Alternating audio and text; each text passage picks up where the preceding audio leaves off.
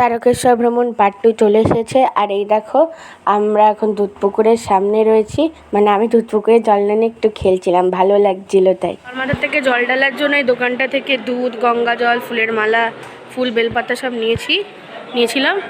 আর এটা দেখতে পাচ্ছ, এটা লেখা রয়েছে ভোগের ঘর।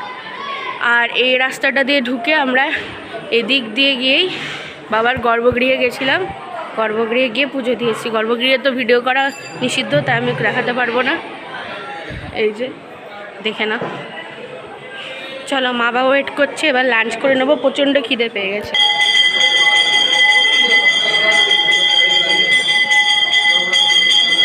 এখানে লেখাই রয়েছে মন্দিরের ভিতরের ফটো তোলা নিষিদ্ধ।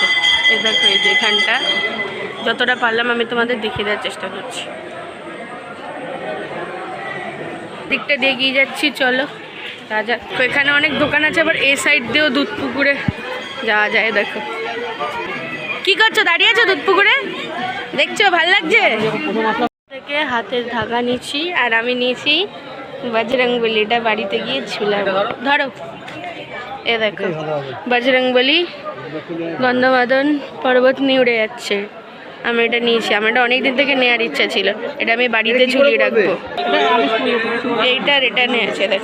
আর বজরংবলী ঢুকি না মা, হয়ে গেল না? চলো তাহলে এখন আমরা লাঞ্চ করতে লোকনাথ হোটেলে যাবো। ওখান থেকে সুব্রত জেঠুই বলে দিল, যিনি পুরোহিত পুজো করিয়ে দিয়েছেন, যে লোকনাথ হোটেলে খুব পরিষ্কার পরিচ্ছন্ন ভালো খাবার দেয়। তো চলো আমরা এখন এগিয়ে যাই। এখন আমরা রয়েছি লোকনাথ হোটেলে। এটা সম্পূর্ণ নিরামিষ হোটেল, আর হোটেলটা কিন্তু খুব সুন্দর। এই যে দেখো, এখানে মার বাবা বসে পড়েছে, মার বাবা। তো আমরা এটা পুরোপুরি নিরামিষ, তাই হোটেলটা খুব সুন্দর সাজানো গোছানো, পরিষ্কার পরিচ্ছন্ন। তো আসুক, কী কী রয়েছে লাঞ্চ থালিতে তোমাদের সব শেয়ার করছি। বৃষ্টি হচ্ছে, আমরা আস্তে আস্তে পুরো ভিজেই গেলাম, একদম প্রায় পুরো চপচপ করে ভিজে তারপরে আমরা ঢুকলাম। দেখো আমার প্যান্ট সব ভিজে গেছে। তো এখানে আগে থেকে দেখো লেবু বলছি, নুন আর লঙ্কা রাখা রয়েছে। তো এই যে হোটেলটা, চলো এখন ভেজতালি আসবে, দেখবো ভেজতালিতে কী কী আছে, খাবারের টেস্ট কোয়ালিটি সব তোমাদের জানাবো। চলে এসছে লাঞ্চ থালি, সবাই তো এখন আসেনি। দিয়েছে ভাত, ভাতের উপরে সুন্দর করে একদম গাওয়া ঘি দিয়ে দিয়েছিল। এটা দিয়েছে শুক্তো, আলু ঝুড়ি ভাজা, পাঁপড়, স্যালাড, সুন্দর করে পরিবেশন করছে। দেখো দিল ডাল, ভেজতালি রেডি। বাবা মাকে রেসিপি করে দিয়েছে, আমি খাবো, খেয়ে তোমাদের বলবো। ফার্স্টে শুক্তোটা টেস্ট করে দেখি। চলো, আলু পোস্ত, আর এটা হচ্ছে ধোকার তরকারি। ভীষণ ভালো কোয়ালিটি, কোয়ান্টিটি দুটোই খুব সুন্দর। আর ভাতের কোয়ান্টিটি অনেকটাই, চাল একদম শক্ত না, খুবই সুন্দর, খেতেও দারুণ। এখন আলু পোস্ত দিয়ে খাচ্ছি। খাবারের কোয়ালিটি কোয়ান্টিটি দুটোই বেস্ট। আলু পোস্তটা একদম ঘরোয়া, দারুণ। খাওয়া হয়ে গেছে, খাবারের কোয়ালিটি টেস্ট দারুণ, সত্যি খুব ভালো খাবার। আমি বলবো তোমরা তার জন্য আসলে দাঁড়িয়েই খাবে, পুরোপুরি নিরামিষ। খাবারের কোয়ালিটি কোয়ান্টিটি দারুণ, আর আনলিমিটেড।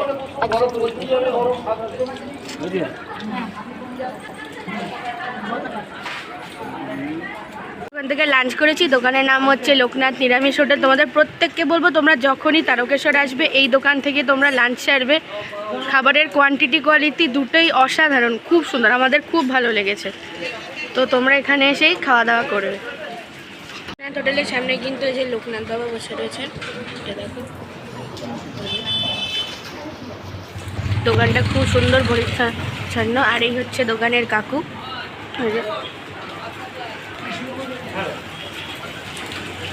হচ্ছে তারকেশ্বর রাজবাড়ি, এটা রাজবাড়ির গেটের দিকে রয়েছে। এই দেখো, এটা হচ্ছে রাজবাড়ি। এখন আমরা স্টেশনে যাচ্ছি। এই যে চলো, এখন আমরা তারকেশ্বর স্টেশনে হেঁটেই যাব, যেহেতু খেয়েছি এখন আর টোটো করে যাব না, হেঁটেই চলে যাই, খাওয়া হজম হয়ে যাবে। এই যে দেখো রাজবাড়ি, এই দেখো বিশাল বড় রাজবাড়ি, তো বড় রাজবাড়ি। দেখো এটা রাজবাড়ির মন্দিরের প্রবেশদ্বারে। দেখো এখনো বৃষ্টি কমেনি, সমানে বৃষ্টি হচ্ছে। এই দেখো আমরা বেরিয়ে যাচ্ছি, গেট হচ্ছে তারকেশ্বর মন্দিরে ঢোকার গেট। আমরা গেট দেখুন বেরিয়ে যাচ্ছি। নেতাজি সুভাষচন্দ্র বসু তোরণ রয়েছে, যে রাজবাড়ি তারকেশ্বর, এখান দিয়ে ঢুকেই তারকেশ্বর আর রাজবাড়ি, মানে ঢুকতেই ভোলে বাবা রয়েছে। এ দেখো ফটোকেই ভোলে বাবা, এখানে দুপাশে ভোলে বাবা রয়েছে। দেখো এটা হচ্ছে সতীর দেহত্যাগের পর যখন কাঁধে করে নিয়ে যাচ্ছিল ভোলে বাবা, আর এটা হচ্ছে ভোলে বাবার বিষপান হলাহল। তোমাদের ভালো করে পুজো হয়ে গেল, চলো এখন স্টেশন থেকে গিয়ে আছে কি আলুর চপ আছে, ফুলুরি আছে, একদম গরম হবে, বলো কি দেবো? আমি এটাই বলছি, নিয়ে গেল না, নিরামিষ দিয়ে যায়। তো এটা হচ্ছে দোকানের নাম কি তোমাদের? দাদা বৌদি নিরামিষ। আচ্ছা, এখানে সম্পূর্ণ নিরামিষ চপ পাওয়া যায়, ঠিক আছে? তোমরা তারকেশ্বর আসলে অবশ্যই এখান থেকে চপ ট্রাই করবে। আর সব থেকে ভালো হচ্ছে এই যে আন্টির হাসি, এটাই মানে কাস্টমারদের মন জয় করে নেয়। এত স্পেশাল 7 টাকা, মাত্র 7 টাকা। বাহ, পুরোপুরি 70 টাকা হয়ে গেল। তোমরা তারকেশ্বর আসলে অবশ্যই এখান থেকে চপ ট্রাই করবে, আমি বলবো খুব ভালো। আমিও ইউটিউব দেখেই এসেছি, হঠাৎ করে যাচ্ছিলাম দেখলাম, কালকেই তো ইউটিউবে দেখছিলাম যে এখানে চপ দেখাচ্ছিল, তো আমি ভাবলাম ট্রাই করি। তো দেখো গরম গরম এখন চপ ভাজা হচ্ছে, সমস্ত রকমের চপ পাওয়া যায়। একদম গরম, পরে খেলে বাঁধবেন না, পরে বাঁধবেন, আজ হচ্ছে 2:15, আমরা আবার চলে এসেছি তারকেশ্বর স্টেশনে। এই দেখো এখান থেকে আমরা ট্রেন ধরবো। ওয়েদারটা কেটেছে একটুখানি, সমানে তো বৃষ্টি হচ্ছিল, এখন বৃষ্টিটা একটু কমেছে মোটামুটি। চলো এখন ট্রেন ধরবো। এখন রয়েছি তারকেশ্বর লোকাল ট্রেনে। বেরোতে না বেরোতে মন্দির থেকে আমরা ট্রেনটা পেয়ে গেছি, তো খুব ভালোভাবে পুজো হলো বাবার কাছে, বাবার শিলাটা স্পর্শ করতে পেরেছি, এটাই ভাগ্য ভালো। তো এখন যাচ্ছি বাড়ি, চপের দোকান থেকে চপ কিনছি, একটু পরে খাবো, কারণ এক্ষুনি ভাত খেয়েছি, খুব পেট ভরে গেছে। তো এই যে দেখো এখন যাচ্ছি বাড়ির দিকে, মনটা খারাপ হয়ে যাচ্ছে, কি করব, বাবা ডাকলে আবার যাব কোনো সময়। তো এখন আমরা যাচ্ছি বাড়ির দিকে। তো এখন আবার নামতে হবে আমাদের শেওড়াফুলি। চলো। হুগলি ঘাটের পরে আস্তে আস্তে না এই ব্রিজটা আমি দেখলাম, আর নিচে কি সুন্দর নদী রয়েছে দেখো, দেখতে না দারুণ লাগছিল, তাই আমি একটুখানি ভিডিও করছিলাম। তোমরা যদি এই ব্রিজটার নাম জেনে থাকো তাহলে অবশ্যই আমাকে কমেন্টে জানাবে, নদীটার নাম জেনে থাকলেও অবশ্যই আমার কমেন্টে জানাবে। আমার তো দেখতে খুব ভালো লাগছিল, তাই আমি ভিডিও করে নিয়েছি। যত সম্ভব এটা আমার গঙ্গা নদীই মনে হচ্ছে, তবুও তোমরা যদি জেনে থাকো আমাকে অবশ্যই জানাবে।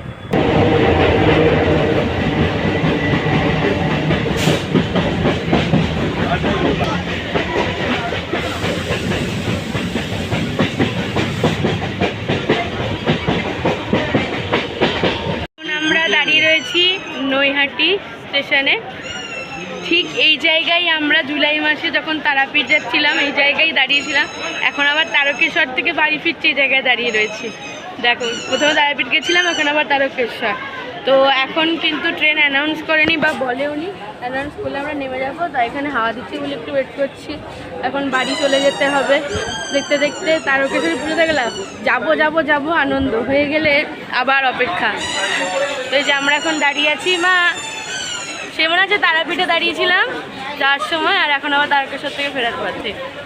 তো চলো এখন আগে বাড়ি যাই, তারপর তোমাদের সাথে কথা বলছি।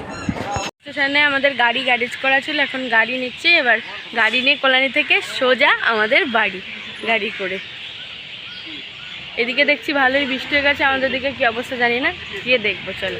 এখন বাজছে 5:35, এই জাস্ট বাড়ি এলাম আমরা, বাইরে পুরো দেখো অন্ধকার হয়ে গেছে একদম, এই জাস্ট বাড়ি এলাম। তো এখন স্নান করে নিই, ফ্রেশ হয়ে নিই, তারপর তোমাদেরকে কিছু কথা বলার আছে সেগুলো সব বলবো।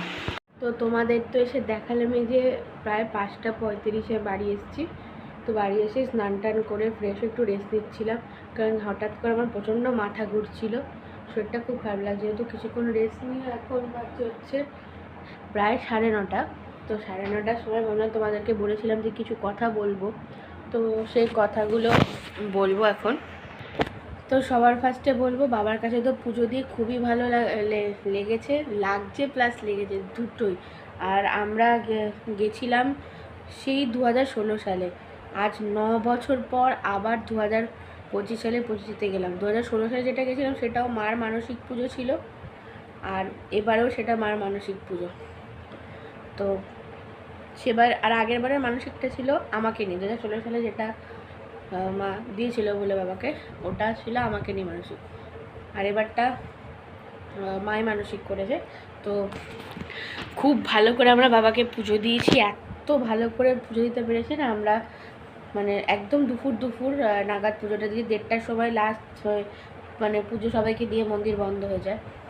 আর তো খুবই ভালো লেগেছে এত, মানে তো আমি যখন 2016 সালে গেছিলাম আবছা মনে আছে আমার, কিন্তু অতটা ভালো মনে ছিল না। কিন্তু আজকে গর্ভগৃহে ঢোকার পরই, মানে গর্ভগৃহে ঢোকার পর মানে গায়ে বলতে গেলে একটা কাটা দিয়ে ওঠার মানে এক অন্যরকম একটা ফিল হয়, একটা মানে পজিটিভ এনার্জি যেন ফিল হতে থাকে গর্ভগৃহে ঢোকার। আজকে আমি সেটা বুঝতে পেরেছি, মানে আজকে সম্পূর্ণ আমি এক্সপিরিয়েন্সটা শেয়ার করি। তখন যখন 2016 গেছিলাম তখন আমি 6-এ পড়তাম, তখন আমি অনেকটাই ছোটো ছিলাম, তখন অত কিছু আমি মানে বুঝতাম না বা ফিল করা এই ব্যাপারগুলো অত বুঝতাম না।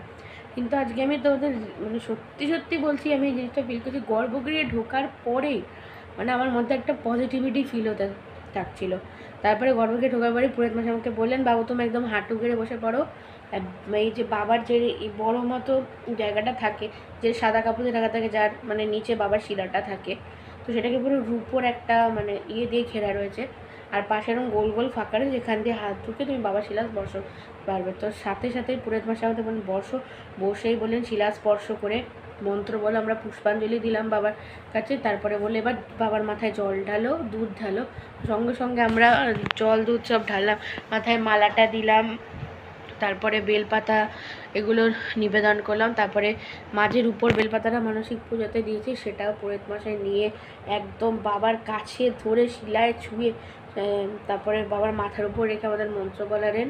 তারপরে বাবার কাছে পুজো দিলাম ভালো করে, আর শিলা ছুঁয়ে আমি তো আমার মানে পুরো কান্না এসে গেছিলো, চোখ দিয়ে জল পড়ছিলো। মানে বাবাকে এভাবে শিলা ছুঁয়ে এভাবে জড়িয়ে ধরে পুরো সে আমাকে বললেন যে যখন শিলা ধরেছিস বাবাকে পুরো জড়িয়ে ধর। আমি পুরো বাবাকে এরকম করে পুরো এরকমভাবে 2 হাত দিয়ে জড়িয়ে ধরে ভালো করে, মানে আমার তখন কান্না এসে গেছে যে সত্যি মনে হচ্ছে আমি বাবাকে পেয়ে গেছি। তো এরকম তো খুবই ভালো লাগলো। আর এত সুন্দর করে পুরোহিত মশাই পুজো দিয়েছেন না, মানে মন ভরে গেল। আর সত্যি কথা আমি তোমাদের যেটা বলছি, তারকেশ্বর স্টেশনে নামার পর থেকে কিন্তু পান্ডারা মানে যারা থাকেন পুরোহিতরা দৌড়ে চলে আসেন, পুজো দেবেন। আমাদেরকেও এরকম অনেকে বলছিল। আমি বলবো তোমাদের ওনাদের কথায় কান দেবেন না বা ওনারা ডাকলে যাবেন না। আমি তোমাদের স্ক্রিনে বা তোমাদের আগে যে কার্ডটা শেয়ার করলাম সদানন্দ ভবনের ফোন নাম্বার প্লাস পুরোহিতের নাম্বার দোকান, তোমরা ওখান থেকেই পুজো দেবে। কারণ আজকে আমরা যে পুজো দিয়েছি না, পুরোহিত মশাই যে দুধ আর গঙ্গা জলের যেটা মানে ঘটিটা কিনতে হয় ওটার পয়সা নিয়েছেন। আর যেগুলো মানে আমরা ডালাটা দিয়েছি, একটা 151 টাকা আর একটা 101 টাকা, একটা 51 টাকা। তো পুরোহিত মশাই কিন্তু সম্পূর্ণ এই কথাটা বললেন। আমার যেটা শুনে খুব ভালো লাগলো যে দক্ষিণা আমি চাইবো না, তো আপনাদের যেটা মনে হয় সেটা দিন।